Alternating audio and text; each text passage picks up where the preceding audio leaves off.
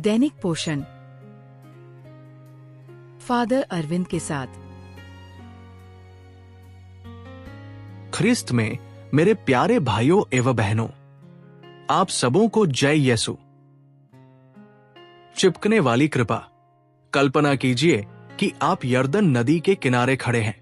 मूसा आपको नियमों की कोई किताब नहीं दे रहे हैं, बल्कि वे आपसे शादी का एक वचन ले रहे हैं। जब वे कहते हैं जीवन को चुनो, तो उनका मतलब केवल सांस लेना या बहुत सारा धन जमा करना नहीं है।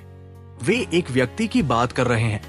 पवित्र शास्त्र की सोच में जीवन और ईश्वर एक ही है। जीवन को चुनने का अर्थ है ईश्वर से जुड़ जाना। जुड़े रहने या थामे रहने की ये बात पूरी बाइबल को एक साथ जोड़ती है। उत्पत्ति अध्याय 2 पद संख्या 24 में ये शब्द पहली बार यही आता है। एक पुरुष अपने माता पिता को छोड़कर अपनी पत्नी से जुड़ा रहेगा। मूसा इस्राएल के लोगों को बता रहे हैं कि ईश्वर के साथ उनका रिश्ता दुनिया का सबसे गहरा और प्यारा रिश्ता होना चाहिए। ये एक विवाह जैसा बंधन है।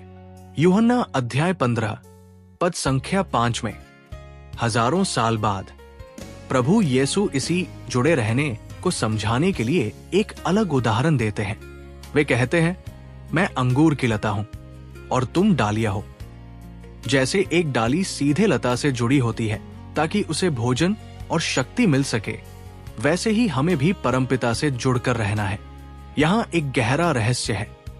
बहुत से लोग सोचते हैं कि मृत्यु और विनाश ऐसी सजाएं हैं जो ईश्वर गुस्से में आकर भेजते हैं, लेकिन इसे इस जुड़े रहने के नजरिए से देखिए। यदि जीवन का अर्थ ईश्वर से जुड़ाव है, तो मृत्यु कोई सजा नहीं, बल्कि ईश्वर से अलग हो जाना है। जब मूसा अपने मन को भटकाने के बारे में चेतावनी देते हैं, तो वे उस स्थिति की बात कर रहे हैं जब आप खुद को जीवन देने वाली शक्ति से अलग कर लेते हैं। विनाश केवल उस डाली की हालत है जो लता से टूटकर अलग हो गई है।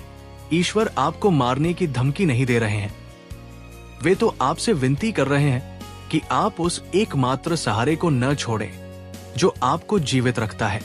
वे आकाश और पृथ्वी को गवाह बनाते हैं, क्योंकि ये एक बड़ी सच्चाई है। आपको बनाया ही इसलिए गया है ताकि आप प्रभु से चिपके रहें। जीवन को कमाने की कोशिश छोड़िए और उसे बस थामे रखिए। आपका विश्वास कोई परीक्षा नहीं है जहां आपको नंबर लाने हैं। ये तो एक गहरा लगाव है। आज केवल किसी नियम को मानने की कोशिश न करें, बल्कि अपने हृदय को प्रभु के हृदय से जोड़ने की कोशिश करें। इस बंधन को चुनिए और जीवन अपने आप आपके पीछे चला आएगा।